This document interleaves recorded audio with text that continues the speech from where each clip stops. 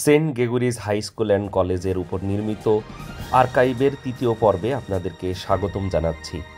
আজকে আমরা দেখব saint Gregory's high school and কলেজের পুরনো বিল্ডিংয়ের দ্বিতীয় এবং তৃতীয় তলাটি কেমন ছিল। চলুন আমরা দেখা শুরু করি।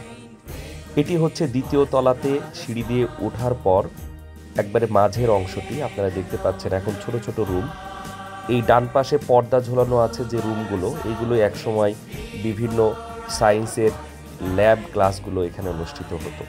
মাঝখানে একটা স্পেস আছে, আর ওই পাশে যে আলো দেখছেন এইটাই হচ্ছে গেগুরির মাঠের দিকের অংশ। প্রচুর আলো বাতাস এই জায়গাটায় থাকে।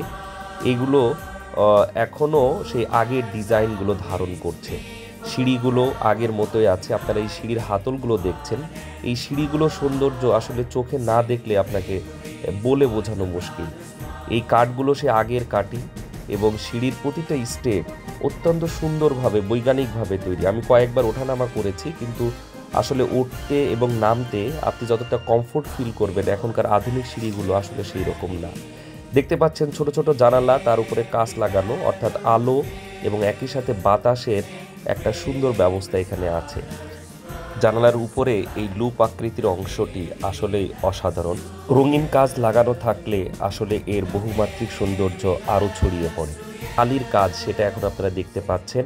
এটা কিন্তু অনেক ঠান্ডা। আমি গত ভিডিওতেও বলেছি, আমরা যখন এখানে এসেছি তখন অনেক গরম ছিল, কিন্তু এই জায়গাটা বেশ ঠান্ডা। এখন যেদিকে ঢুকছে এই রুমটা এখন বিভিন্ন ধরনের প্রোগ্রামের উপর যে ডেকোরেশনের কাজ চলে সেই কাজগুলো করা হয়। এই রুমটাও একসময় ক্লাস হতো। অনেকে এখানে আমাকে বলেছে যে ড্রয়িংয়ের ক্লাসগুলো হতো। আমরা একবারে উপরের তলায় চলে আসলাম। উপরের তলার এই জায়গাটা খুবই খোলা। এই জায়গাটা একটা মঞ্চের মতো করা আছে। এইগুলোও সব রুম, এবং উপরে এখন সিলিংয়ে প্লাস্টিকের বোর্ড ইউজ করা হয়েছে, এটা টেম্পারেচার নিয়ন্ত্রণ করার জন্য। আর এদিকে ঘুরলে এগুলো সব রুম, ছোট ছোট রুম দেখা যাচ্ছে।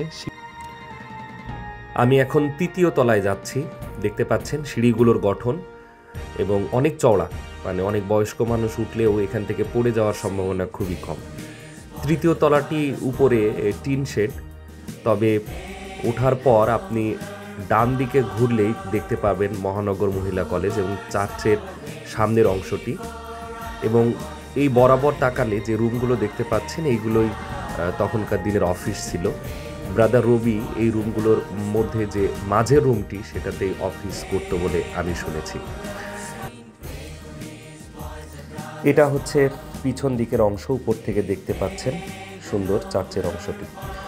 সবাইকে ভিডিওটি ধৈর্য সহকারে দেখার জন্য এবং আপনার অনুভূতি এবং মতামত জানানোর জন্য আন্তরিকভাবে ধন্যবাদ জানাচ্ছি।